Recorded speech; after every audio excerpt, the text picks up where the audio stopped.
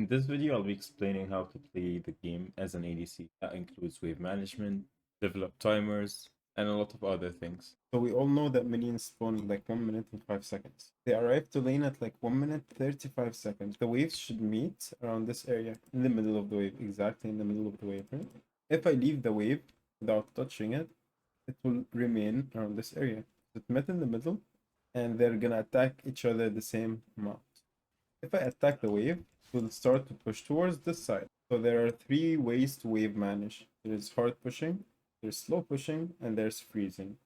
Each wave management has its own reasons, if there's a reason to do it, and there are benefits to doing each one of them if executed properly at the right time. Freezing is when you hold the wave at a certain point that you want to hold it at. Let's say the wave is around here, and I want to hold it around this area here. First of all, there are different areas where you can freeze at, right? If the wave meets in the middle here, in this area, it's neutral, right? If you want to freeze the wave around this area here, you will require 1 or 2 minions. You can hold it here, you can trim the wave, try to basically keep the minions here. It requires just like 1 minion, that's all. Because it's closer to your turret, but at the same time, it's close to the mid lane, to the middle of the lane. The closer you get to the turret, the more minions you need. Like here you need 1, here you need 2, here you need 3. So yeah, what I mean by you need 1 is you need 1 or more minions. You can hold the wave here with 3 minions, 4 minions, 5 minions extra, right? And here, same case, same case. Every single area, you would require at least 3, at least 2, at least 1 minion. In this area here, I love keeping 4 minions because it will allow me to control the wave easier. Freezing is used for aggressive and safe play, right? Freezing is used to farm safely, make sure that you don't get dove ever. It's used to be aggressive, look for plays with the support if you're the stronger side. Right? So the reason that the closer you get to your turret, the more minions you need to freeze is the minions will arrive from here to here faster than they will arrive from here to there. Right? So that means that their minions are gonna arrive here after your minions already arrived, and your minions are already attacking the enemy minions, and the less minions you have stacked here will mean that the freeze is gonna break. So what happens when the freeze breaks? You can start slow pushing, right? Slow pushing is basically lost hitting the minion at the end of their HP, so like attacking like this, not using any other attacks until the minion is like 1 HP.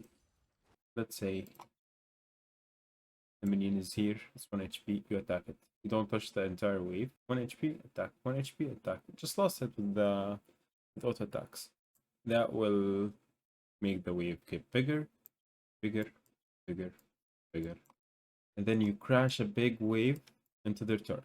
Let's say that there's a big wave attacked, and the minions and the enemy engages on you, right?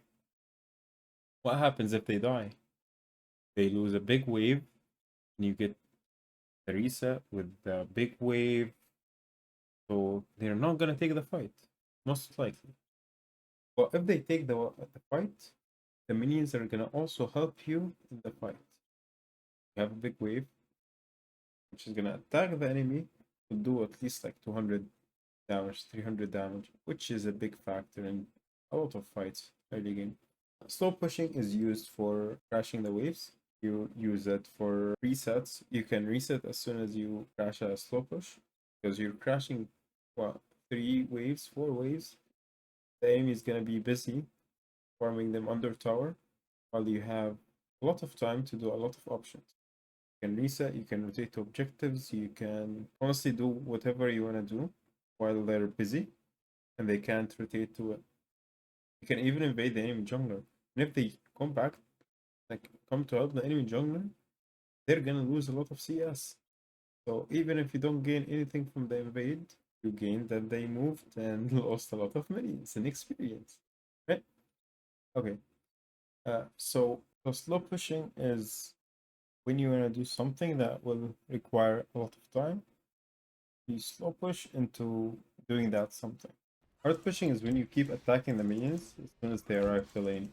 Try to push them as fast as possible, which I see a lot of people perma doing. They just hard push, hard push, hard push. No, just relax. Think about what your plan is for the next minute, and then do what you want to do.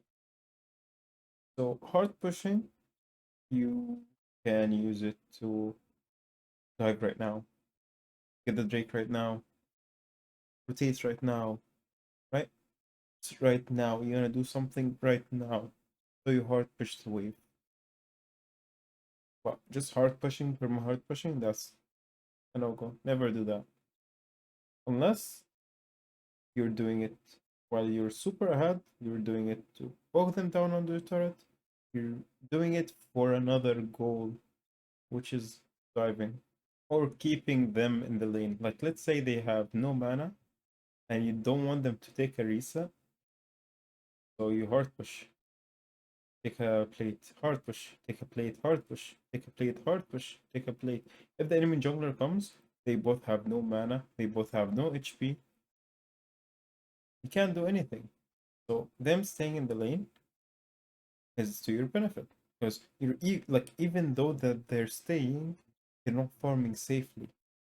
You're hard pushing, that means you're stronger than them. You're in a good spot right now. So you're trying to poke them down, make sure they stay in lane, make sure that if they take a bad reset, you're gonna gain a lot from it. You're gonna take one plate, go back, reset, buy, come back to the lane at the same time they are in the lane, and you don't lose anything. Like so, hard pushing is useful, but overdoing it is not. Right? Okay.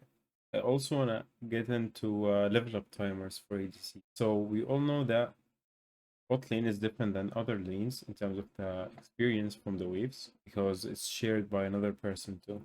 So how it works is if you clear the entire first wave plus 3 minions, you're gonna get level 2 first. Or if you kill the first wave plus 2 minions and 2 caster minions, you're gonna get level 2.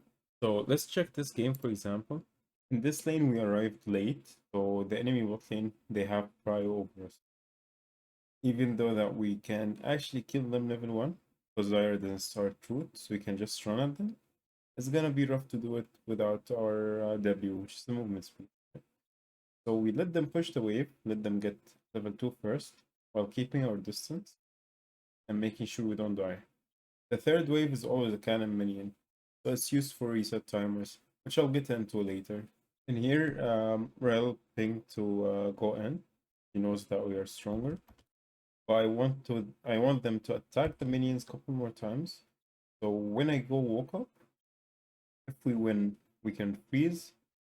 And if we lose, the wave is behind us frozen, so we're in a good situation. Like we can't get dove afterwards by the jungler. She clears 2 minions, then I run at her.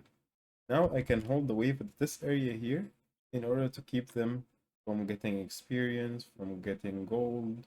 So I'll just hold the wave here for a bit and look for an engage on them. And if they don't walk up, they're gonna lose cannon, they're gonna lose caster minions, they're gonna lose everything basically. Okay, so this is a part of freezing. Freezing to your advantage when you're stronger than them.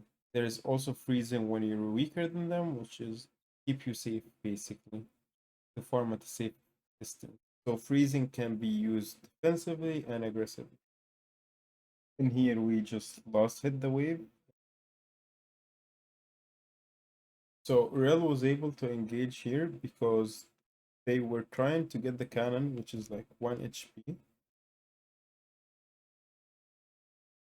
So now that they lost the cannon, their cannon is still up. The wave is still gonna push towards us. This game, I come to lane. They're already in the lane, attacking the wave. Rakan tries to slow us from getting to the lane. I lost 1 minion, so I just ignore the wave. Go up to them, attack them, make sure that they don't want to walk up again. Because if they walk up, I'll go attack them. I have Thresh, so if anything goes wrong by them, we get a kill. So what I'm planning to do, the plan for me right now, to stay around this area here, right? Make sure I don't lose experience. Make sure to keep them away from the experience from the minions in order to have a big lead. So let's see what I'm gonna do. I'm zoning them, go back to the minion.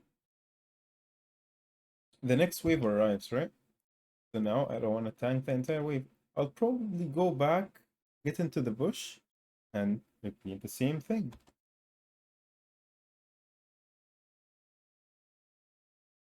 Okay, I just drag the wave back so it attacks our wave instead. I don't go to the bush.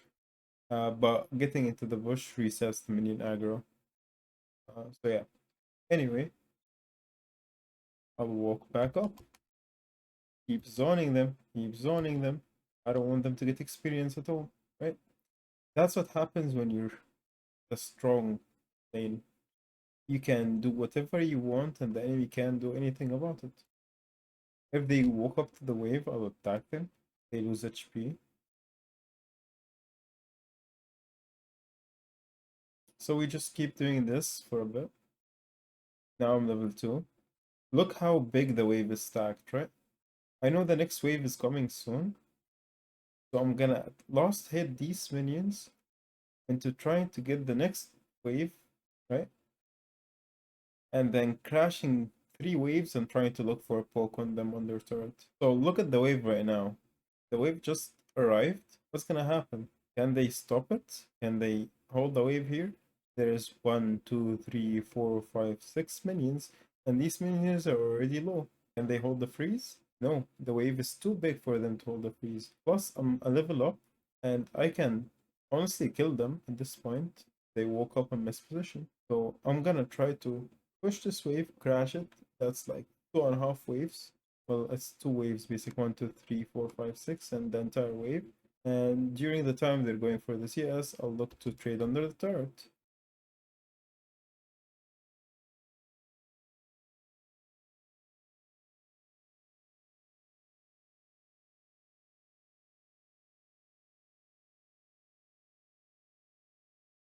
Always make sure the lane is warded though. Always make sure the lane is warded if you're playing this aggressive. Because the enemy jungler will definitely come. He can start top side, finish some bot. Or he can also do 1-2 camps and then come to Krugs, come gank you. Like if you're playing this aggressive, the jungler has 2 options to gank you.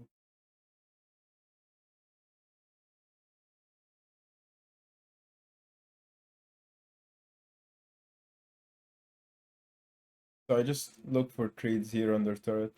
That's all I'm doing. Remember the level up timers that I mentioned?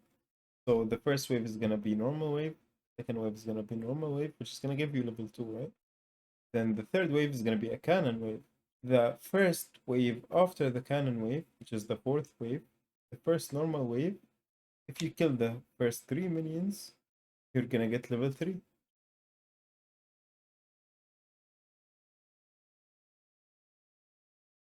I don't know how I got level 3 first, or I killed the 3 minions, but trust me, it's these 3 minions. Maybe I killed the ward, maybe killed 2 wards, I don't know.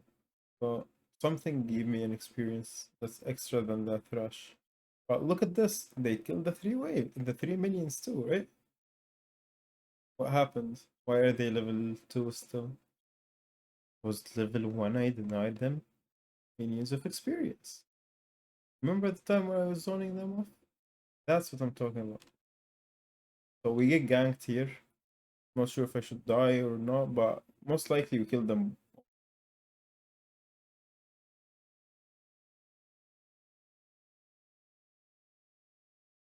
Okay, I think I messed up here.